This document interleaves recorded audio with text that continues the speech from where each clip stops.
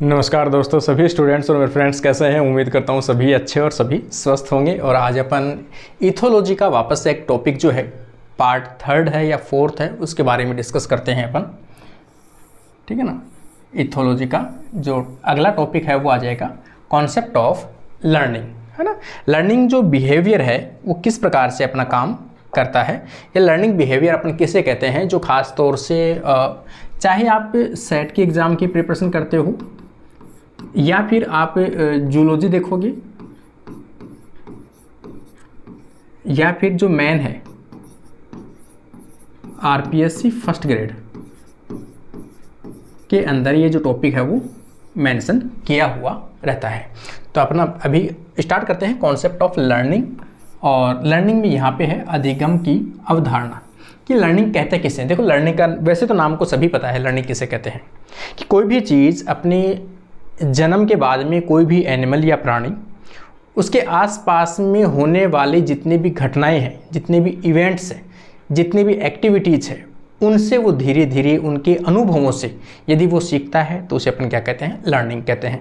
देखो, बिहेवियर जो है वो दो प्रकार के होते हैं। एक इनेट बिहेवियर होता है जो जन्मजात आपको मिलता है और जन्म होते ही आप वो बिहेवियर ऑटोमेटिक करना स्टार्ट कर देते हो। लेकिन कुछ बिहेवियर ऐसे होते हैं जो अपने पूर्वजों से, अपने क्लाइमेट से, अपने आसपास से अपन क्या करते हैं, ग्रहण करते हैं। और जैसे जैसे अपन इनको सीखते जाते हैं वैसे वैसे अपने अंदर क्या आती है, क्लियरिटी आती जाती है और मोर एफिशिएंसी आती है। इनेट बिहेवियर के अंदर आप कितना भी सीख लो, आपके बिहेवियर के ऊपर एक्यूरेसी में कोई फ़र्क नहीं पड़ता।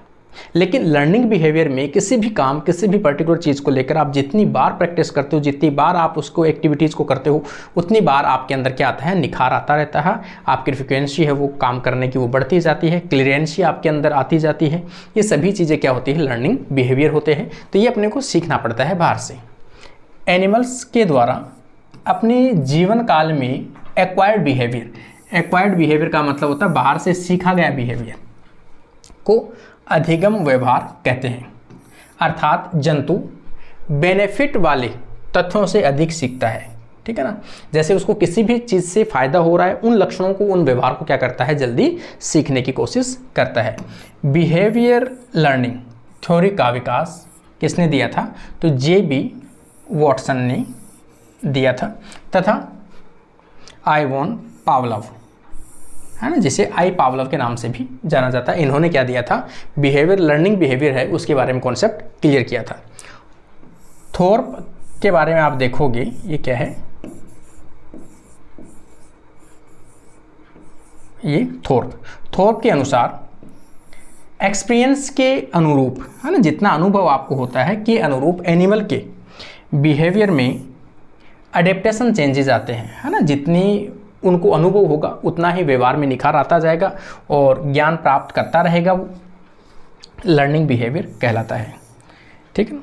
ये सिंपल से नोट्स है, सिंपल से लैंग्वेज है। ऐप अगर आप लोगों ने डाउनलोड नहीं किया है तो ऐप डाउनलोड कर लो। ऐप के ऊपर आपको ये जो चीज़ें हैं सभी आपको नोट्स मिल जाएंगे और आप वहाँ से डाउनलोड कर सकते हो, है ना। पढ़ने में आसानी रहेगी। यहाँ पर मैं इसको सोल्यूशन करवा देता हूँ। आगे आप देखोगे, फिजियोलॉजिस्ट के अनुसार आपके नर्वस सिस्टम या न्यूरॉन्स और आपके मसल्स के बीच जो कोऑर्डिनेशन होता है उनके द्वारा क्या होता है, लर्निंग किया जाता है, या आप कोई लर्निंग बिहेवियर करते हो। तो लर्निंग बिहेवियर क्या अकॉर्डिंग आप ये कह सकते हो, फिजियोलॉजिस्ट के अनुसार, है ना। फिजियोलॉजिस्ट के अनुसार दो चीज़ें जो होती है वो इंपॉर्टेंट होती है, एक मसल्स आपकी और एक नर्व। उन दोनों की कोऑर्डिनेशन से आपके बिहेवियर, हाव भाव में चेंजेस, एक्टिविटी, वो सब चीज़ें परफॉर्म करते हो।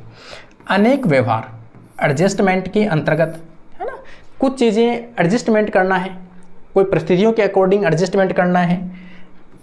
इनर, यहाँ पे आप कह सकते हो इनर न्यूरल तथा एक्स्ट्रा न्यूरल के चेंजेस के मध्य इंटरेक्शन से भी होता है ना। आपके न्यूरॉन्स जो है या न्यूरॉन्स जो हैं उनके अंदर होने वाले इंटरनल चेंजेस और आउटरनल चेंजेस के कारण से भी आपके बिहेवियर में क्या होता है, चेंजेस होता है। जैसे यहाँ पे देखोगे,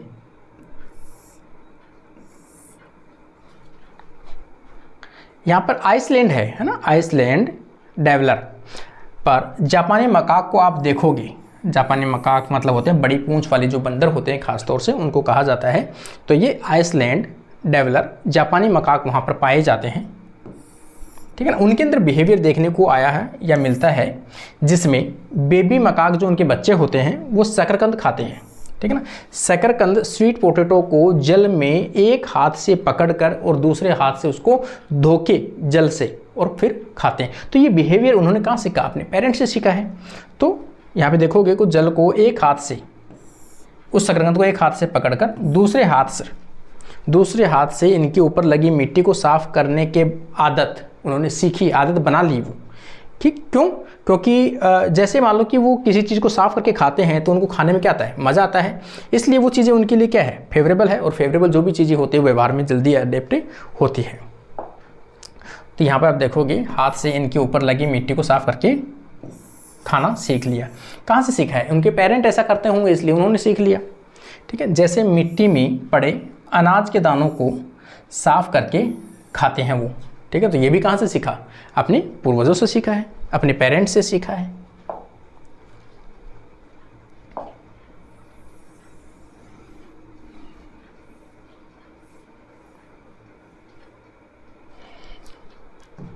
अगला आप देखोगे जैसे टोड, है ना। टोड को अपन कह सकते हैं जैसे मेंढक, अपनी आदत के अनुरूप सभी भोज्य पदार्थों को झपट कर खाते हैं। मेंढक की जो आदत आपने देखी होगी, वो क्या करता है? हर चीज़ के ऊपर झपकता है, हर चीज़ के ऊपर झपकता है। अगर अब आप क्या करोगे, जैसे मान लो कि आपने उसको उसके बिहेवियर को चेंज करने की कोशिश कर रहे हो, आप उसको देखना चाह रहे हो कि ये बिहेवियर सीखता है या नहीं सीखता है। आपने एक ऐसा कीड़ा उसके मुंह में दिया और उसने झपक के ले लिया उसको। अब अंदर गया, जाते ही उसको वो अजीब सा लगा, टेस्ट अजीब लगा उसको, तो उसने क्या किया? उसको बाहर निकाल दिया। आपने कुछ टाइम बाद उसको वापस वही कीड़ा दिया, स्मेल वाला, गंदगी वाला, फिर उसने झपक से पकड़ा, फिर उसको लगाया तो गंदी चीज़ है, फिर उसको छोड़ दिया। तीसरी बार दिया तो उसे वो ज़ोर से झपकने के बजाय धीरे से लेने की कोशिश करता है।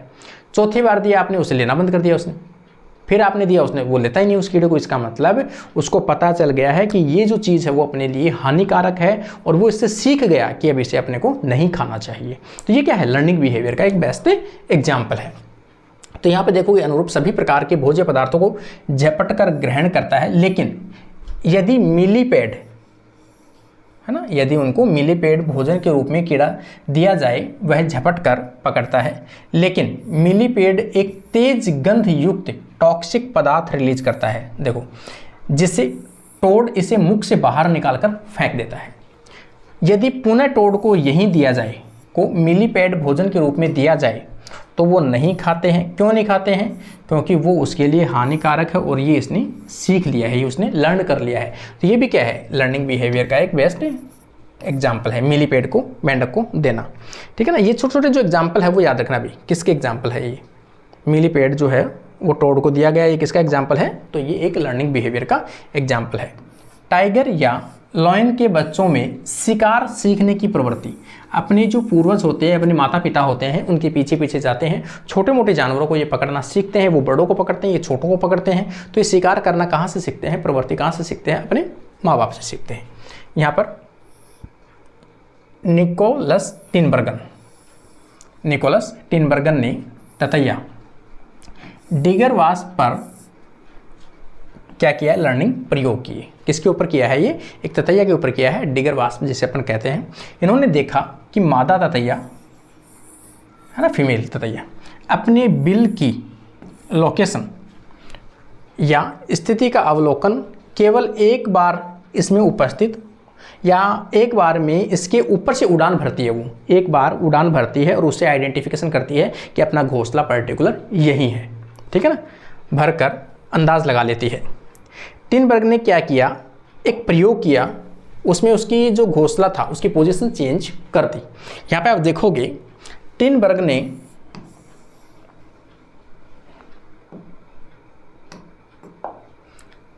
ने एक प्रयोग में ततैया के बिल के चारों ओर एक वृत्त में पाइनस के शंकु लगा दिए, मतलब छोटे छोटे पाइनस के प्लांट लगा दिए एक चारों तरफ।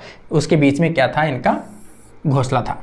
अब ये जो डिगर जो वास्प है उसने क्या किया? उसके चारों तरफ रोटेट किया और उसने देखा कि अपना घोंसला कहाँ है, कि ये चारों तरफ जो प्लांट लगे हुए उनके बीच में है। उन्होंने प्लांटों को क्या कर लिया? रीड कर लिया, ठीक है ना।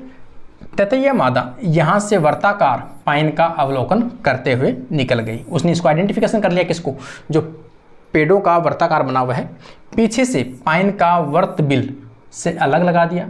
मतलब ये जो वर्ताकार जो बनाया था उसने पेड़ों का, वो क्या कर दिया, अलग कर दिया और बिल यहाँ पे रह गया। ठीक है ना। पुनः मादा ततैया आती है, वो अपना बिल व्रत पाइन के बीच में सर्च करती है। उसने किसको, बिल को डिटेक्ट नहीं किया, उसने आसपास का जो इन्वायरमेंट था उसको डिटेक्ट कर लिया। और वर्ताकार तो ये तो नकली था, इन्होंने चेंज कर दिया। और वो क्या कर रही है, वर्ताकार के आसपास घूम रही है, जबकि बिल व्रत से बहुत दूर था। जो वर्ताकार जो था प्लांटों का बना हुआ था उससे काफ़ी दूर था, तो उसको वो बिल नहीं मिलता है। यहाँ पे देखोगे आप, इस प्रकार से इनमें भी सीखने की प्रवृत्ति पाई जाती है। ठीक है ना। तो ये भी एक किसका है, लर्निंग बिहेवियर का बेस्ट एग्जाम्पल है। यहाँ पे आप देखो, इन्होंने एक्सपेरिमेंट जब किया था तो इन्होंने ऐसा किया कि यहाँ पे इनका क्या था, एक बिल उपस्थित है और ये बिल जो है इसके चारों तरफ ये जो मादा है ये वाली,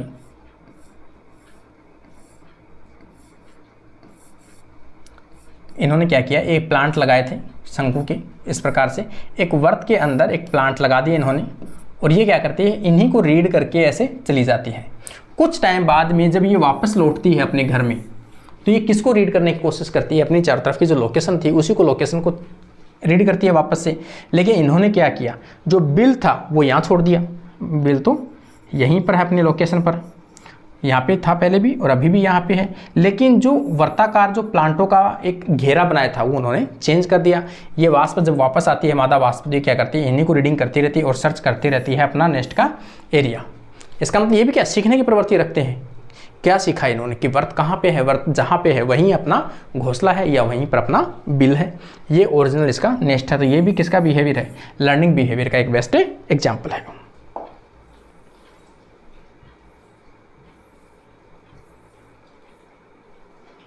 अब आप देखोगे लर्निंग बिहेवियर से रिलेटेड कई बार क्वेश्चन आता है कि लर्निंग बिहेवियर से रिलेटेड साइंटिस्ट कौन से हैं, लर्निंग से संबंधित वैज्ञानिक कौन से हैं। एक तो जॉन बी वॉटसन है और एक कौन सा है, स्किनर है, B.F. स्किनर। दोनों कैसे हैं, लर्निंग बिहेवियर से संबंधित है। इसके अलावा देखोगे रोजनी, Hyden and Lang and Leslie, ये सभी कैसे साइंटिस्ट हैं, लर्निंग बिहेवियर से संबंधित है। कभी एग्जाम में पूछा जाए तो आपको याद रखना है।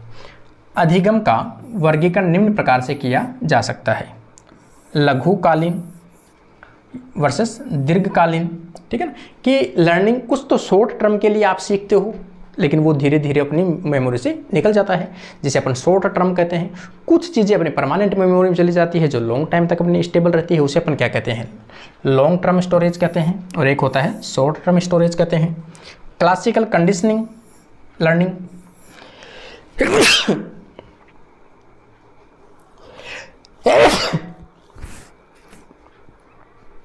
इसे क्या कहते हैं, इंस्ट्रूमेंटल या ऑपरेटिंग कंडीशन के नाम से भी जानते हैं। ये भी लर्निंग का एक मेथड है। यहाँ पर आप देखोगे टॉलमैन कैपेसिटी लो, ये भी एक लर्निंग है। Thorpe classification of learning type, Thorpe के अनुसार जो क्लासिफिकेशन का लर्निंग का जो टाइप है वो अपन देखते हैं यहाँ पे।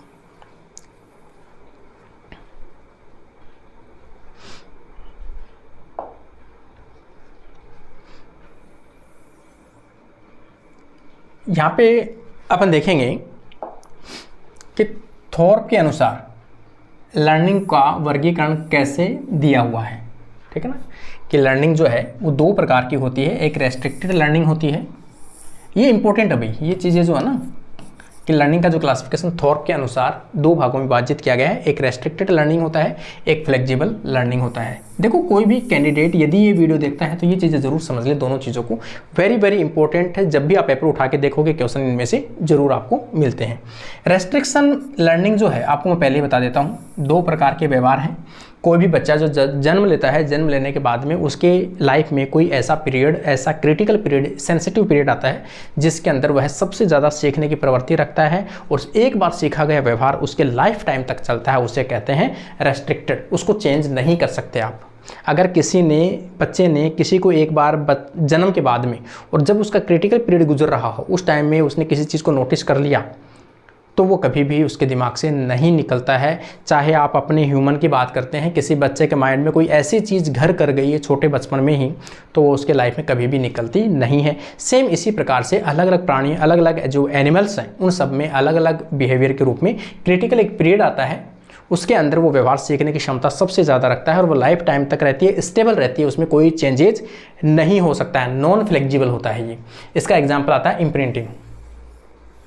ऐसे बिहेवियर को क्या कहते हैं? इम्प्रिंटिंग बिहेवियर के नाम से जाना जाता है। इसके अलावा लाइफ में कई चीज़ें अपन ऐसे सीखते हैं जो सीखते हैं भूल जाते हैं, सीखते हैं भूल जाते हैं।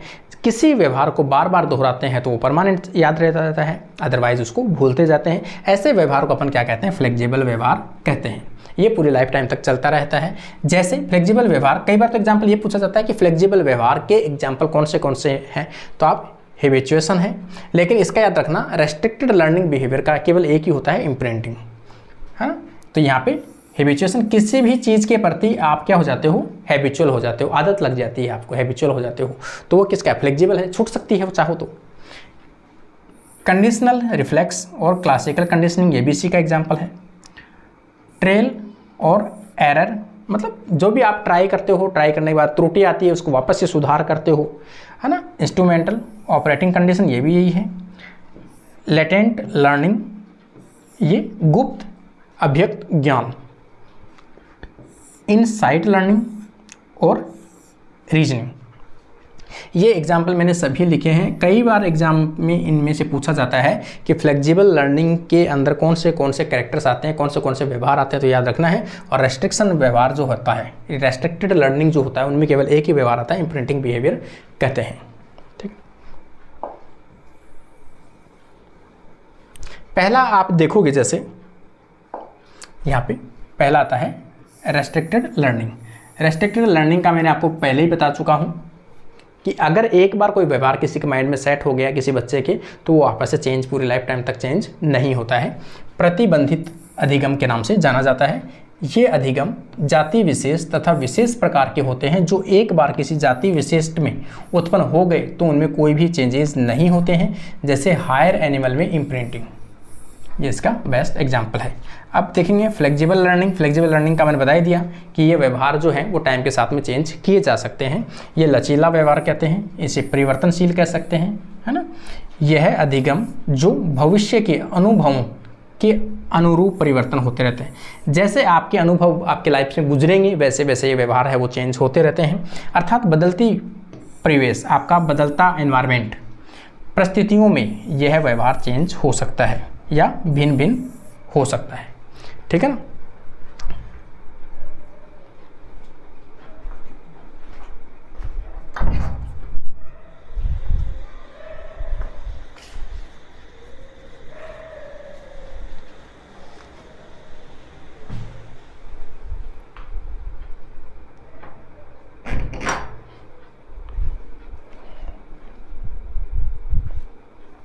जैसे इसमें कुछ एग्जाम्पल अगर आप देखोगे तो मैंने अभी भी बताए हैं आपको, फ्लेक्सिबल के एग्जाम्पल कौन से हैं? हैबिचुएशन है, क्लासिकल कंडीशनिंग है, ट्रायल एंड एरर है, और इसके अलावा लर्निंग नॉर्मल जो होती है वो वाली है। आगे आप देखोगे concept of imprinting, very very important topic.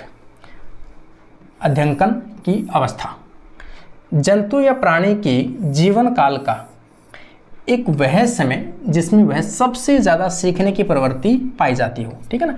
प्रत्येक जीव, प्रत्येक प्राणी के बच्चों में एक ऐसा पीरियड, ऐसा क्रिटिकल टाइम पीरियड आता है जिसमें वह सबसे अधिक सीखने की प्रवृत्ति रखता है, और वह सीखा गया व्यवहार उसके लाइफ टाइम तक रहता है, उसमें चेंजेस नहीं होता है। उससे अपन कहते हैं इम्प्रिंटिंग बिहेवियर। प्राणी अपने अनुभव और ऑब्जर्वेशन बिहेवियर से लाइफ टाइम कुछ ना कुछ अर्जित करता है या सीखता है, लेकिन जीवन में कुछ ऐसे क्षण आते हैं, ऐसे टाइम आता है जब ये अधिगम लर्निंग के लिए अत्यधिक संवेदनशील होते हैं, मतलब अधिक सीखे जाते हैं वो। इनमें सीखा गया व्यवहार अपरिवर्तनशील होता है, जिसे इम्प्रिंटिंग कहते हैं। कुछ व्यवहार जो लाइफ में आप सीखते हो वो कभी भी लाइफ में नहीं भूल पाते हो, या व्यवहार वो चेंज नहीं होता है, उसे क्या कहते हैं? इम्प्रिंटिंग कहते हैं। इम्प्रिंटिंग पर सर्वप्रथम कार्य किसने किया था? तो हैनॉर्थ ने किया था, हैनॉर्थ ने किया था। लेकिन इसको जो पब्लिसिटी है वो किसने दिया था? तो लॉरेंज ने दिलाया था। यहाँ पे आप देखोगे इन्होंने एक्सपेरिमेंट किया था, जैसे अपन देखेंगे बतख और गूज या गीज के ऊपर एक्सपेरिमेंट किया था। हेरोथ के प्रयोग को कोनार्ड लॉरेंज, जिसे फादर ऑफ इथोलॉजी के नाम से भी जाना जाता है, इन्होंने वापस एक्सपेरिमेंट किया और उन्हें इस एक्सपेरिमेंट को आगे बढ़ाया 1903 से लेकर 1989 तक, और इम्प्रिंटिंग शब्द का प्रयोग किया। ठीक है ना, ये कई बार नाम आ चुका है, एग्जाम में क्वेश्चन भी पूछा जा चुका है, मैंने यहाँ पे लगा भी रखा है। आरपीएससी में पूछा गया प्रश्न है कि पहली चीज़ तो इम्प्रिंटिंग टर्म किसने दिया है, इम्प्रिंटिंग के ऊपर सबसे अधिक वर्क किसने किया है, इम्प्रिंटिंग टर्म कौन सी बुक के अंदर मेंशन है।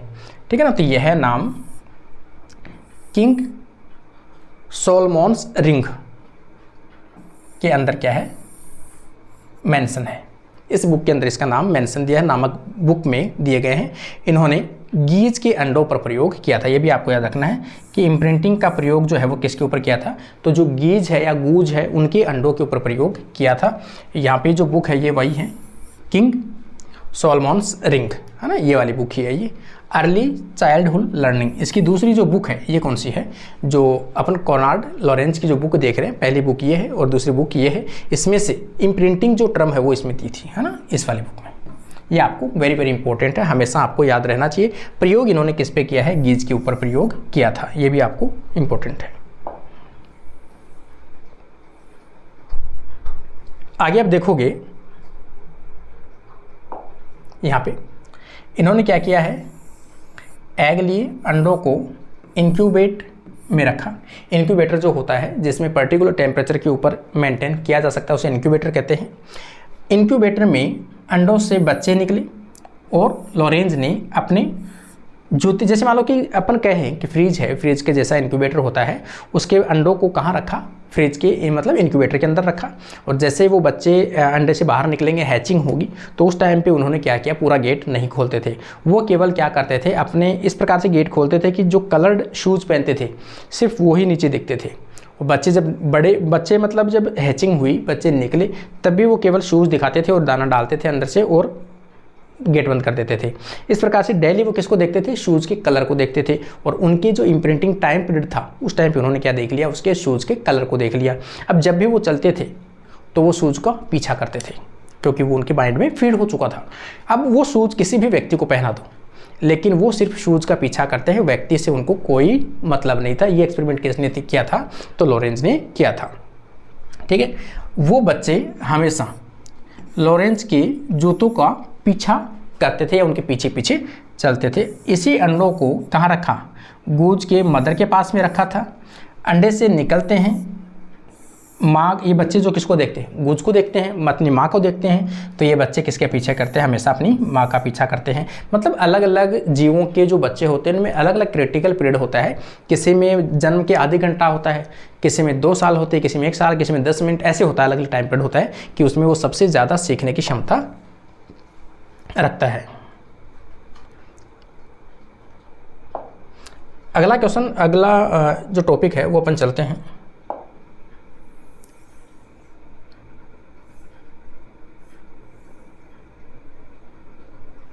यहाँ पे आप देखोगे इम्प्रिंटिंग मुख्यतः संवेदनशील समय में ही कुशलता से पूर्ण होता है ना।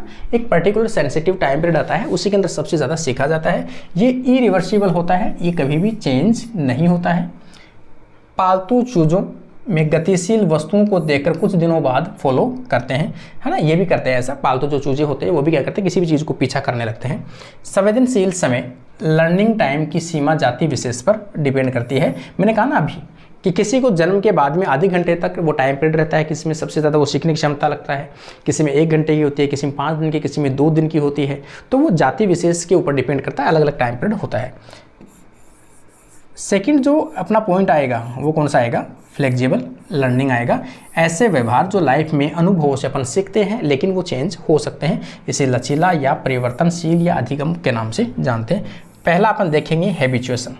जो आपने कोई भी व्यवहार, आपके सामने कोई परिस्थिति आई है, उसके अकॉर्डिंग आप क्या करते हो, डेली वही चीज़ दोहराते हो, तो धीरे धीरे आप उस चीज़ के प्रति क्या हो जाते हो, आदी हो जाते हो, हैबिचुअल हो जाते हो। ठीक है ना। तो ये स्वाभाविकरण, इसे क्या कहते हैं? स्वाभाविकरण कहते हैं। यह सबसे सरल अधिगम है। यदि प्राणी को बार बार एक ही तरह का उद्दीपक स्टिमुलेशन दिया जाए, ठीक है ना, तो उद्दीपक के प्रति प्राणी व्यक्त की गई प्रतिक्रिया धीरे धीरे कम हो जाएगी। रिएक्शन की फ्रीक्वेंसी या प्रवृत्ति क्षण कम हो जाती है, ठीक है ना। अभी वही बात बताया ना कि एक ही चीज़, किसी भी चीज़ को आप देते हो, जैसे मान लो कि आपने मार्केट में एक शर्ट खरीदा है। शर्ट आपने पहले दिन पहना तो आप कांच में 5 बार देखोगे, अपने आसपास के अपने घर वालों से पूछोगे कैसी लग रही है शर्ट आज, ये पूछोगे, क्योंकि नई नहीं है बॉडी के ऊपर। आपने दूसरे दिन वही शर्ट पहनो तो आप शायद ही किसी को पूछो, कांच के अंदर देख के रह जाओगे हाँ ठीक लग रही है। अगर आपको ये कहा जाए तीसरे दिन ये शर्ट पहननी है तो किसी को पूछोगे कैसी लग रही है, आप कांच में भी नहीं देखोगे, और बाद में 10 दिन बाद में आप उसको पहनोगे तो मतलब ही नहीं है, क्योंकि अब आप उस चीज़ के प्रति हैबिचुअल हो चुके हो। इसका मतलब धीरे धीरे आपकी जो एक्साइटमेंट है उस चीज़ के प्रति क्या होता है, धीरे धीरे कमी आती जाती है। तो उसे कहते हैं हैबिचुएशन या स्वाभाविकरण। उसके प्रति आप क्या हो जाते हो, अडेप्ट हो जाते हो।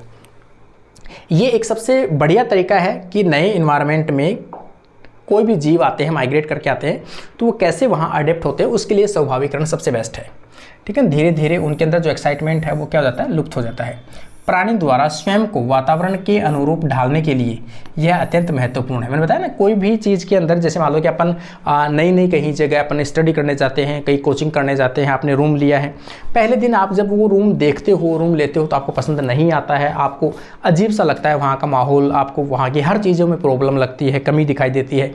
धीरे धीरे दिन 2 दिन निकलते हैं, तकलीफ़ लगती है, चौथे दिन कम तकलीफ़ लगती है, 5 दिन और कम लगती है, 6 महीने बाद में धीरे धीरे आपको इंटरेस्ट आने लगता है, और 1 साल बाद में वहाँ से वापस जाने का मन ही नहीं करता। उसे कहते हैं हैबिचुएशन। तो वो नई जगह अडेप्टेशन के लिए सबसे बेस्ट बिहेवियर होता है ये। यहाँ पे हम्फ्रीज ने 1933 में स्नेल हेलिक्स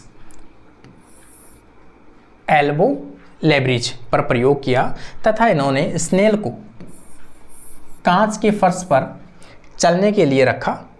किसी वस्तु से छुआ, टच किया तो तुरंत स्नेल ने स्पर्शक कवच के भीतर खींच लिए। सीधी सी बात है कि कोई भी, जैसे मान लो कि ये है,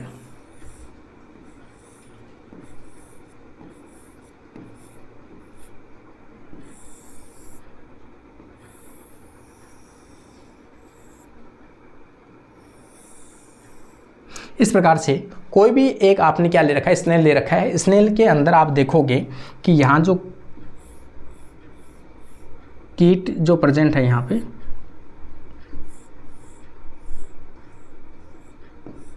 इस प्रकार से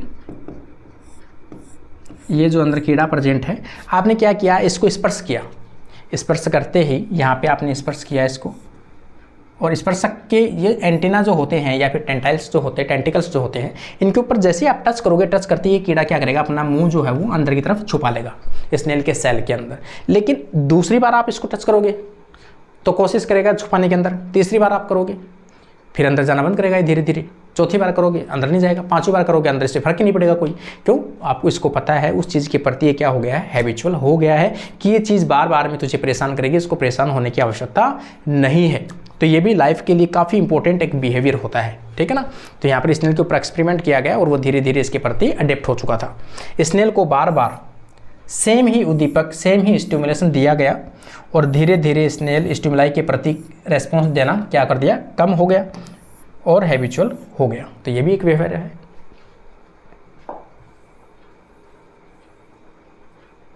यहाँ पे आप देखोगे क्लार्क ने नेरीज पर एक प्रयोग किया तथा नेरीज मिट्टी में सुरंग बनाकर रहता है तथा भोजन के लिए बाहर सिर निकालता है, वह अग्रखंड बाहर निकालता है, सिर व अग्रखंड को बाहर निकालता है।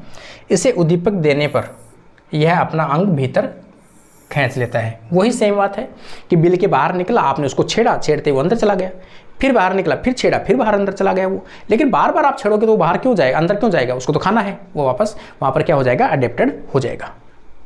आप देखोगे यही प्रयोग कांच के बने जल स्रोत में किया गया तो रिएक्शन में क्या आने लगी, धीरे धीरे कमी आने लगी। मैंने कहा ना वो रिस्पॉन्स नहीं देगा, हैबिचुअल हो चुका है उसके प्रति। यहाँ पे आप देखोगे कि एक मकड़ी के ऊपर एक्सपेरिमेंट किया गया है, जाल बनाकर शिकार के प्रवेश करते हैं, ठीक है ना। ये क्या करते हैं, जाल बनाते हैं और शिकार का वेट करते हैं, वेट शिकार अंदर आते हैं, उसको क्या करते हैं, पकड़ लेते हैं। जाल में हलचल होने से वो क्या करते हैं, अलर्ट हो जाते हैं स्पाइडर, है ना। स्पाइडर क्या करते हैं, अलर्ट हो जाती है कि कोई ना कोई शिकार, कीड़ा मकोड़ा उसको मिल गया है। लेकिन आप बार बार में जाल को यदि हिला रहे हो तो वो 2 बार भगेगी, 3 बार भगेगी शिकार को पकड़ने के लिए। लेकिन आप जाल को बार बार हिलाए जा रहे हो तो वो लास्ट में हिलेगी नहीं, क्योंकि उसको पता है जाल तो बार बार हिल रही है ऐसे ही, इसलिए वो उसके प्रति क्या हो गई, अडेप्ट हो गई। तो प्रवेश करता है जाल में, तो हलचल होने से स्पाइडर उसे पकड़ लेती है। यदि जाल को बार बार हिलाया जाए तो मकड़ी उसको पकड़ने नहीं भागती है। क्यों? क्योंकि उसको पता है ये ऐसे ही हिलता है, अपने को बार बार मेहनत नहीं करनी है।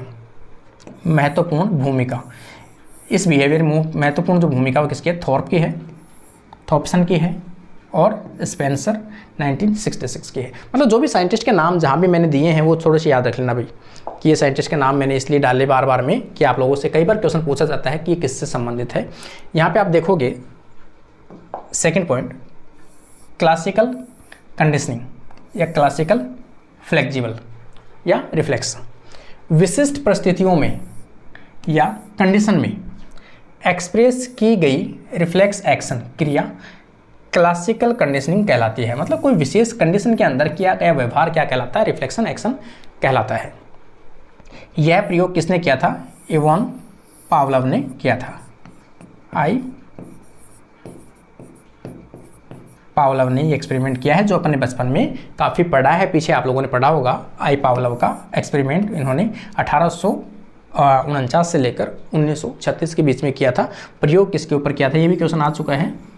आई पावलोव ने डॉग के ऊपर किया था। इन्होंने कौन सी थ्योरी दी थी, तो ये भी याद रखना आपको, क्लासिकल कंडीशनिंग या आप कहेंगे कंडीशन रिफ्लेक्शन थ्योरी जो है वो दी थी किसने, आई पावलोव ने दी थी। इन्होंने क्या किया, एक भूखे डॉग को मीट पाउडर दिखाया या कोई भी, उसने ये मान लो मीट की कोई भी हड्डी दिखाई, कुछ भी दिखाया, जिससे डॉग सलाइवा निकला, लात तो निकलती है, सीधी सी बात है, सलाइवा स्रावित करने लगा, जिससे मापा गया, अर्थात सेलेवरी डक्ट नलिका में पाइप जोड़ दी गई। कोई भी एक डॉग उन्होंने लिया, डॉग के गले के अंदर सलाइवा जो है यहाँ पे साइड में, उसमें वहाँ से एक नली जोड़ दी गई और उसे देखा गया कि फूड जब भी देते हैं तो इससे सलाइवा टपकने लगता है। ठीक है, ये एक्सपेरिमेंट इन्होंने शुरू में किया था। आगे आप देखोगे पहले किसके ऊपर किया है, केवल भोजन के अकॉर्डिंग किया है कि उसे भोजन दिखाया गया है, दिखाते उसमें लार टपकने लगती है। यही प्रयोग बार बार में दोहराया गया, मीट दिखाकर मापा गया, मीट दिखाकर और उसे मीट खिलाया गया। क्योंकि अगर आप किसी भी व्यवहार के प्रति यदि आप उसे डेली ऐसे मीट दिखाते और उसे खिलाते नहीं हो तो वो अडेप्ट हो जाएगा उस चीज़ के प्रति, भगेगा नहीं उसको देखकर, लार भी नहीं आएगी। इसका मतलब उसने क्या किया, हर बार पाउडर दिखाया, वेट कराया और उसके बाद उसको भोजन दिया, तो उसको वो डेली क्या करता है, जैसे आप उसको दिखाओगे लार सीक्रेट करेगा। अब इस प्रैक्टिकल को उन्होंने क्या किया, कंडीशन के अकॉर्डिंग किया कि क्या कोई भी प्राणी किसी कंडीशन के प्रति भी अपना व्यवहार दर्शा सकता है क्या, लर्निंग सीख सकता है क्या। तो यहाँ पे उन्होंने क्या किया, अगले प्रयोग में मीट से पहले जो पाउडर उसे दिखा रहा था या हड्डी जो उसे दिखा रहा था, उससे पहले भोजन देने से पूर्व उसने एक निश्चित क्रम में कि 5 मिनट पहले एक घंटे की आवाज़ बजाई उसने और 5 मिनट बाद में उसे क्या दिया, भोजन दिया। दूसरे दिन भी 5 मिनट पहले घंटी बजाई और भोजन दिया उसे 5 मिनट बाद।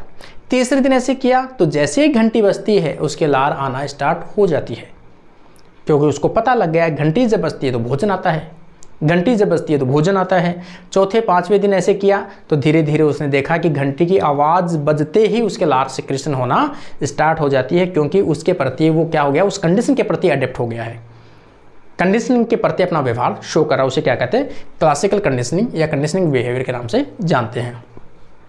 घंटी बजाने की प्रक्रिया को दोहराया गया और देखा गया कि आवाज़ से ही डॉग के मुंह में लार स्रावित होने लगी।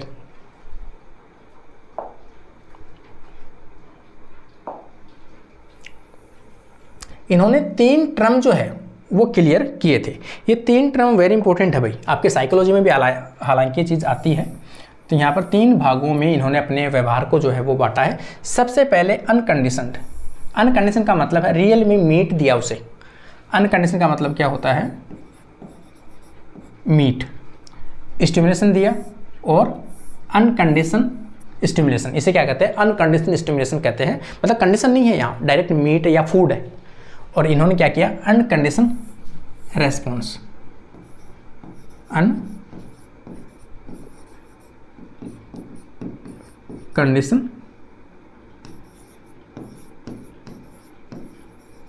रेस्पॉन्स किसके प्रति, ये जब उसको भोजन दिखाया गया और वही खिलाया गया। दूसरी अनकंडीशनड रेस्पॉन्स और अनकंडीशन रेस्पॉन्स, ठीक है ना। यहाँ पे आप देखोगे कि अनकंडीशन रेस्पॉन्स देखने को मिला है। तीसरी कंडीशन देखोगे, कंडीशन, कंडीशन का मतलब यहाँ पर क्या बजाया है उन्होंने, एक घंटी बजाई है, घंटी बजाने के बाद में उन्होंने क्या दिया, लार रेस्पॉन्स दिया, तो उसे अपन क्या कहते हैं, CR कहते हैं, ठीक है ना।